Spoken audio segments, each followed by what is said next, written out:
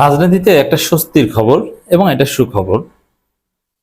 জামাতের সাথে ভুল বোঝাবুঝি দূর করতে চায় বিএনপি সরকার, এবং বিএনপি যদি সত্যিকার অর্থেই জামাতের সাথে ভুল বোঝাবুঝি দূর করে, এটা হবে জামাতের একটা বিরাট বিজয়। হ্যাঁ, জামাতই জিতবে। যেহেতু ভুল বোঝাবুঝি দূর করতে চায় বিএনপি সরকার, অতএব জামাত জিতে যাবে। জামাত রাজপথে যে বিষয় নিয়ে নেমেছে, যা বলছে ওটা বাস্তবায়ন হবে, জামাতের দাবি পূরণ হবে। অলরেডি বিএনপি আশ্বাস দেওয়া শুরু করেছে। ইন্টারেস্টিং, এটা একটা বিরল ঘটনা বাংলাদেশের রাজনীতির ইতিহাসে। সরকারি দল এবং বিরোধী দল তাদের মধ্যে কিন্তু কোনো এখতেলাফ নাই। যে এখতেলাফ দেখছেন এটা কৃত্রিম, এটা পদ্ধতিগত। যেমন আইন যারা পড়েছেন, আইন দুই প্রকার, একটা সাবস্ট্যান্টিভ ল আর একটা হচ্ছে প্রসিডিউরাল ল। এখানে প্রসিডিউর নিয়ে এখতেলাফ আছে, কিন্তু সাবস্টেন্স এক। এই যে দেখেন, জুলাই সনদে বিএনপিও সাইন করেছে, জামাতও সাইন করেছে।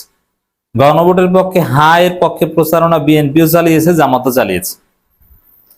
এবং ঐক্যমত কমিশনে বিএনপি জামাত ঐক্য হয়েছে। কোনো এখতেলাফ তো নাই। আপনি কিসের এখতেলাফ দেখেন? কোনো মতপার্থক্য নেই। এখানে বিএনপি জামাত এক। হ্যাঁ, আলাদা আলাদা ইশতেহার ছিল, কিন্তু সেই ইশতেহার সেগুলো নিয়েও এখতেলাফ নেই। বিএনপির ইশতেহারও ভালো, জামাতের ইশতেহারও ভালো। এমন না যে বিএনপির ইশতেহার খারাপ, জামাতেরটা ভালো, জামাতেরটা খারাপ, বিএনপিটা।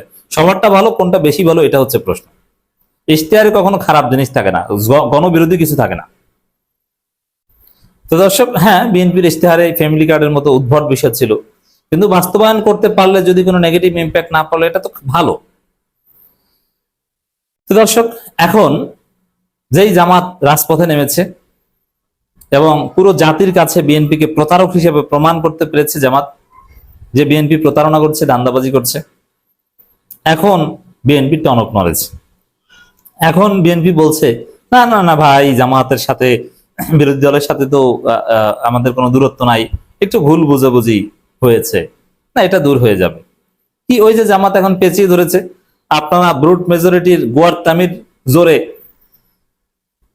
আপনারা এই করেন সেই করেন, গুম অধ্যাদেশ বাতিল করেন, বিচার বিভাগীয় পৃথক সচিবালয় অধ্যাদেশ বাতিল করেন, ব্যাংক রেগুলেশন অধ্যাদেশ বাতিল করেন, জুলাই ভিত্তিক মৌলিক সংস্কার যাতে রাষ্ট্র স্বস্তি পায়, আপনারা সেগুলো বাতিল করেন। ফাজলামি শুরু করেছেন মিয়া। যেই জামাত পেঁচিয়ে ধরেছে এবং পুরো জাতিকে বুঝিয়েছে, এবং ইতিহাসের অনেক দায় সামনে আসছে। মাজদার হোসেনরা এখন দৃশ্যপটে এসেছে। বিচার বিভাগ যখন বিএনপির বিরুদ্ধে চলে গিয়েছে পুরোপুরি, এবং বিরোধী দল এটা কাজে লাগাচ্ছে। এখন বিএনপি বলছে, না না না ভাই, বিরোধী সরকারি দলের সাথে আমাদের ভুল বোঝাবুঝি, আপনারা যা চান আমরাও তা চাই। যেমন সালাউদ্দিন আহমেদ, আসাদুজ্জামান এরা সংবাদ সম্মেলন করে এখন বলছেন, না না আমিও তো গুম হয়েছি ভাই, গুম বিরোধিতা বা গুম যাতে না হয়, গুমের যাতে বিচার হয়, এটা জামাত যেরকম চায় আমরাও সেরকম চাই। আসলে আমাদের মধ্যে কোনো বিরোধ নেই, বরং আমরা আরো ভালোভাবে এটা করতে চাই। কিছুটা ভুল বোঝাবুঝি তৈরি হয়েছে। দেখেন, রাজনীতিতে সরকারি দল বিরোধী দল অতীতে যেটা হয়েছে সম্পূর্ণ কন্ট্রাডিক্টরি অবস্থান। যে তোমরা যেটা চাও আমরা সেটা জানি। যেমন তত্ত্বাবধায়ক সরকার, বিএনপি বলতো তত্ত্বাবধায়ক সরকার খারাপ ভালো, আওয়ামী লীগ বলতো তত্ত্বাবধায়ক সরকার খারাপ, অগণতান্ত্রিক। একদম বিপরীতমুখী অবস্থান। কিন্তু এখন জামাত বিএনপি এখন রাজপথে যা চলছে, জামাতও যা বলে বিএনপিও তা বলে। বিএনপি কিন্তু বলে না যে না গুম অধ্যাদেশ দরকার নাই, তারা বলে যে গুম অধ্যাদেশ আরো ভালোভাবে করতে হবে। বিএনপি কিন্তু বলে না যে বিচার বিভাগ স্বাধীন করার কোনো প্রয়োজন নাই, বিচার বিভাগ সরকারের কবজায় থাকবে না। বিএনপি বলে বিচার বিভাগ কার্যকর ভাবে আরো শক্তিশালী ভাবে স্বাধীন করতে হবে, আমরা সেটা করব। এর মানে আসলে কিন্তু মৌলিক ইখতিলাফ নেই। হ্যাঁ, বিএনপি ধান্দাবাজি হিসাবে এগুলো বলছে করছে, কিন্তু অ্যাটলিস্ট বলছে তো। এখন জামাত আন্দোলন করে চেপে ধরতে পারলে, যদি বিএনপি ভুল বুঝাবুঝির উদ্যোগ নেয়, তাহলে জামাত জিতে যাবে, জামাতের দাবি পূরণ হয়ে যাবে। এবং আমার মনে হয় যে বিএনপি বাধ্য হবে, তবে ওই তারেক রহমানকে কাল বানিয়ে এটা করবে। তারা বলবে যে দেখো, সালাউদ্দিন, আসাদুজ্জামান, সংসদ এরা ঘুরিয়ে ফিরিয়ে নানান ব্যাখ্যা টাখ্যা দিয়েছে, কিন্তু মাননীয় শিশু মুক্তিযোদ্ধা তারেক রহমান তিনি কিন্তু 2 নম্বরই করেন নাই। তিনি জুলাই সনদ অক্ষরে অক্ষরে বাস্তবায়ন করেছেন। তিনি এই করেছেন সেই করেছেন। তিনি গণভোটের রায়কে সম্মান দেখিয়ে গণভোটের রায় বাস্তবায়ন করেছেন। এরকম একটা চেষ্টা বা চিন্তা আছে। দর্শক, সালাউদ্দিন আহমেদ এবং আইনমন্ত্রী আসাদুজ্জামান দুইজনে সংবাদ সম্মেলন করেছেন। তারা এই ব্যাখ্যাগুলো দেওয়ার চেষ্টা করেছেন। ওইদিকে চিফ হুইপ বলছেন গণতন্ত্র একটি আস্থার জায়গা। এর মানে বিএনপি জামাত আমাদের মধ্যে বিরোধ নাই, আস্থার জায়গা। আসেন আমরা আস্থার ভিত্তিতে আমরা একটা সমাধান করি আলাপ আলোচনার ভিত্তিতে। সংসদীয় কমিটিগুলো করা হবে, সেখানে আপনারা থাকবে, আমরা থাকবো। এখন একটা বিশেষ কমিটির মাধ্যমে কাজ করা হচ্ছে। তো এতে কিছু ভুল বুঝাবুঝি হয়েছে, চিন্তার কিছু নাই। চিফ হুইপ আবার বলছেন যে এই যে বিলগুলো যেগুলো বাতিল হয়েছে, না না এটা তো আমরা আবার উত্থাপন করব। জামাত একটু শান্ত হন, মানে এটা আপনারাও যা চান আমরাও তা চাই, জুলাই সনদ তো আপনারাও চান আমরাও চাই, এই উদ্যোগ নিচ্ছে। দর্শক, জামাতের এই আন্দোলনের ফলেই সংবাদ সম্মেলন করতে বাধ্য হয়েছে। জামাতের এই প্রচারণার ফলে বিএনপিকে প্রতারক হিসেবে জাতির সামনে আখ্যায়িত করার ফলে সংবাদ সম্মেলন করতে বাধ্য হয়েছেন সালাউদ্দিন আহমেদ এবং আইনমন্ত্রী আসাদুজ্জামান। তারা বলছেন স্বল্প সময় 133টি অধ্যাদেশ নিষ্পত্তিকরণ সংসদীয় গণতন্ত্রের এক অনন্য নজির। আর বাকি যেগুলো নিয়ে কিছু সংশোধন দরকার আছে, আর উন্নত করার দরকার আছে, সেগুলো আমরা ধীরে ধীরে করব, এটা বলার চেষ্টা করছি। এটা জামাতের কাছে এক ধরনের আত্মসমর্পণের মতো।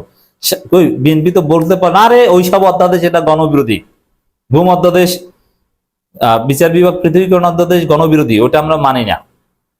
এ কথা কিন্তু বলছে না, বলছে আপনারাও যাচ্ছেন আমরাও তো চাই, বরং আমরা আরো ভালোভাবে চাই। অসহায় আত্মসমর্পণ। তো জামাত আন্দোলন করলে যে কত কথা যে বিএনপিকে বলতে হয়, আন্দোলনে যে বিএনপি চুপসে যাচ্ছে, বুঝতে পারছেন? জামাত আপনারা আরেকটু নাড়া দেন, আপনাদের দাবি অচিরেই বিএনপি মেনে নেবে। অচিরেই কাঙ্ক্ষিত বাংলাদেশ, জুলাই সনদ ভিত্তিক বাংলাদেশে আমরা দেবো। কিসের 72 সংবিধান? আরে 72 সংবিধান আসল শত্রু তো বিএনপি। 72 সংবিধানের পক্ষে বলছে বিএনপি মোটেও না। বিএনপির যা করবে সংবিধান সংশোধন বা সংস্কার, ওটা মোটেও 72 সংবিধান থাকে না তাতে। এটা নানান পক্ষকে খুশি করতে বলতে হচ্ছে। স্বরাষ্ট্রমন্ত্রী সালাউদ্দিন আহমেদ বলছেন সাংবিধানিক বাধ্যবাধকতা দেশের আইনি কাঠামোর ধারাবাহিকতা রক্ষায় অত্যন্ত স্বল্প সময়ের মধ্যে 133টি অধ্যাদেশে নিষ্পত্তির মাধ্যমে সরকার সংসদীয় গণতন্ত্রে এক নজির স্থাপন করেছে। স্পিকারের বিশেষ ক্ষমতা এবং শুক্রবারও সংসদ বসাতে হয়েছে তাতে। প্রেস ব্রিফিং এ মূল বক্তব্য রাখা আইন বিচার ও সংসদ বিষয়ক মন্ত্রী মোহাম্মদ আসাদুজ্জামান, আরো উপস্থিত ছিলেন চিফ হুইপ নুরুল ইসলাম মনি। মন্ত্রী বলেন সংবিধানের 93 অনুচ্ছেদ অনুযায়ী সংসদ অধিবেশন শুরু 30 দিনের মধ্যে পূর্ববর্তী সরকারের আমলের অধ্যাদেশগুলো নিষ্পত্তির আইনি বাধ্যবাধকতা ছিল। ঈদ উল ফিতর ও শবে বরাতের দীর্ঘ সময় ছুটির কারণে কার্যদিবস কম থাকলেও এগুলো নিষ্পত্তি করা হয়েছে রুলস অফ প্রসিডিউর অনুযায়ী। স্থায়ী কমিটি এখনো গঠিত, সংসদের স্থায়ী কমিটি এখনো গঠিত না হওয়ায় একটি বিশেষ সংসদীয় কমিটির মাধ্যমে এই 133টি অধ্যাদেশে পর্যালোচনা করা হয়েছে। কমিটির সুপারিশ ও পাশের প্রক্রিয়া সম্পর্কে তিনি জানান। 98টি অধ্যাদেশ অবিকল অ্যাজ ইট ইজ অবস্থায় সর্বসম্মতির পাশে সুপারিশ করা হয়েছে। 16টি অধ্যাদেশ অধিকতার যাচাই বাছাইয়ের জন্য পরবর্তী অধিবেশনে বিল আকারে উত্থাপনের সিদ্ধান্ত হয়েছে। অবশিষ্ট অধ্যাদেশগুলো সংশোধিত আকারে রহিত হেফাজতকরণ তালিকায় অন্তর্ভুক্ত করা হয়েছে। তো এই যে বিষয় দেখেন, বাকিগুলো উত্থাপন করা হবে, এটাই হচ্ছে। এবং এখানে স্পষ্টভাবে বলেছেন জাতীয় সংসদ উত্থাপিত বিল সংখ্যা নিয়ে বিরোধী দলীয় নেতার প্রশ্ন ভুল বোঝাবুঝি জবাবে মন্ত্রী বলেন, আইনমন্ত্রী ফুলে জবাব দিয়েছেন যে 91টার মধ্যে কিন্তু বাকি 17টা অন্তর্ভুক্ত। কারণ কোনো অধ্যাদেশ জারি হওয়ার 15-20 দিন, 1 মাস 2 মাস পরে দ্বিতীয় সংশোধনী আনা হয়েছে, কোথাও কোথাও তৃতীয় সংশোধনী আনা হয়েছে। মূলত অধ্যাদেশ একটাই। যখন বিল আকারে উত্থাপন করা হয় তখন সংসদে সব অধ্যাদেশগুলোকে এক করে একটা বিল আকারে উত্থাপন করা হয়েছে। এটি হয়তো বিরোধী দলের নেতা খেয়াল করেনি। মানে এখানে বিএনপি বোঝানোর চেষ্টা করেছে যে ভাই আপনাদের সাথে কোনো ইখতিলাফ নাই, ভুল বুঝাবুঝি, এই হচ্ছে ব্যাখ্যা, ভুল বুঝাবুঝি দূর করছে। আবার জুলাই গণঅভ্যুত্থান স্মৃতি জাদুঘরের বিল নিয়েও বলছে যে না এটাও ভুল বুঝাবুঝি, দূরত্ব না। তো সব বিষয়ে বিএনপি এখন ভুল বুঝাবুঝি এটা ব্যাখ্যা দিয়ে পিছু হটার চেষ্টা করছে।